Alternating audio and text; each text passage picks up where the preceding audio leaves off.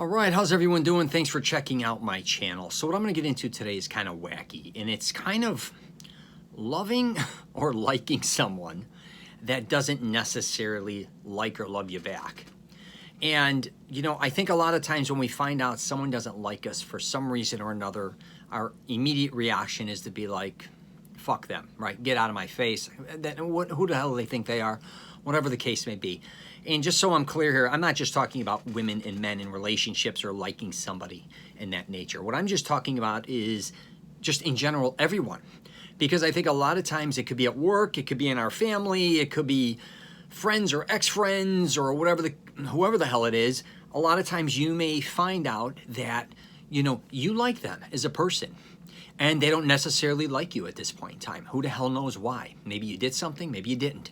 Or you may find out they're talking shit about you, which is a whole different podcast, which we don't want to allow that. But regardless, what I'm going to talk about in this is something that I went through that I learned at a younger age. Not super young, but I already kind of knew it anyways. But I used to, I used to always kind of go to war with people, especially being in the bar, nightclub, vending business. If someone's talking, like, put it this way, I used to like certain bar owners, managers, bartenders, and whatever. We'd have a dispute. We'd either get thrown out of the bar or something would happen, and then, like, the relationship or the friendship would end. And this would happen with a lot of people. We even had a dart league, and we had thousands of dart league members.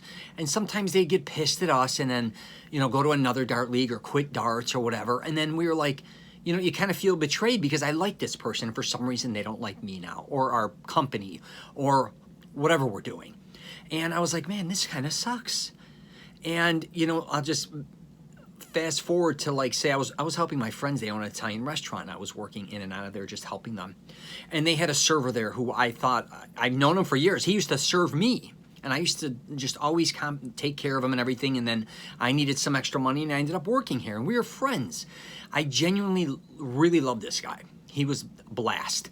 And then, but when working with him, it became a little complicated because he was being a little lazy. And believe me, he can almost, I'm not saying he deserved to be lazy, but he was really good at what he does. He's been there a long time. And I kind of always I had no problem being, say, a backup to him and making sure everything's going. But he was supposed to be doing other things that he was kind of lacking. And it was kind of aggravating me. And I'm not one to go beef to the owners or any other servers or anything. The beef is between me and him because I think he was kind of taking advantage of me.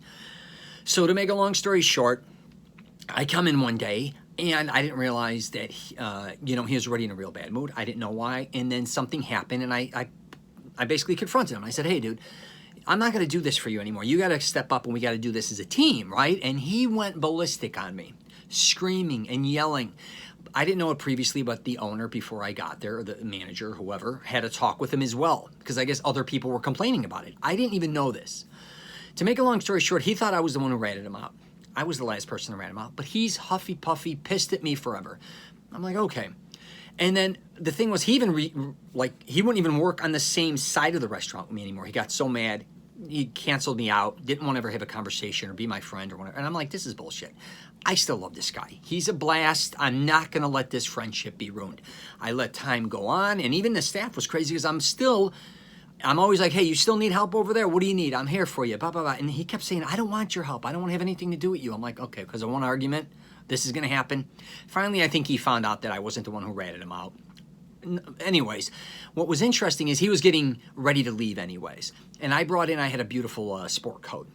And it didn't fit me anymore, and I knew it would fit him, and I knew he loved it because I used to wear it, and I brought it in, and I gave it to him, and he's like, I don't want this from you. And I said, no, I want you to have this. He's like, why would you bring this to me after, you know, everything? And I said, because I still love you. I mean, I've known you for years. You are a friend of mine.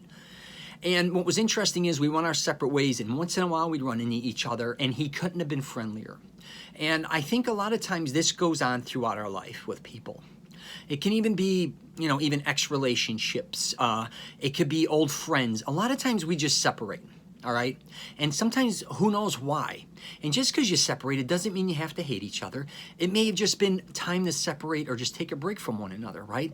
That doesn't mean you can't still, in the future, have a relationship with this person, or a friendship is what I should say.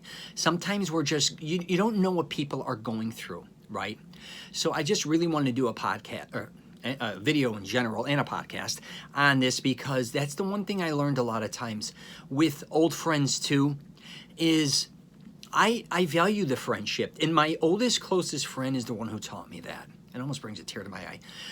I've known him since first grade, and he always kept in touch with me, you know, always throughout our life. Even though I go back and forth to Florida, and then I officially moved here at 18, he was always, you know, making it a statement to stay connected, call each other, you know, all these things. And when you kind of live in two different places like Chicago and Florida, and then I was traveling a lot, sometimes, you know, you just can miss out on certain things. But value your friendships, even the ones you have now, or maybe the ones you lost. And a lot of times you lost those friendships. Who knows why? You just may have moved or separated, or you just didn't at that point in time have a lot in common, or one may have gotten married, one may have moved, one, again, there may be a dispute, and say even within a bunch of friends, you had to pick sides, or you did pick sides, and you really didn't want to, but you got caught up in that. It could even, again, be a divorce. You gotta, you know, you get caught up in these situations where you miss these people.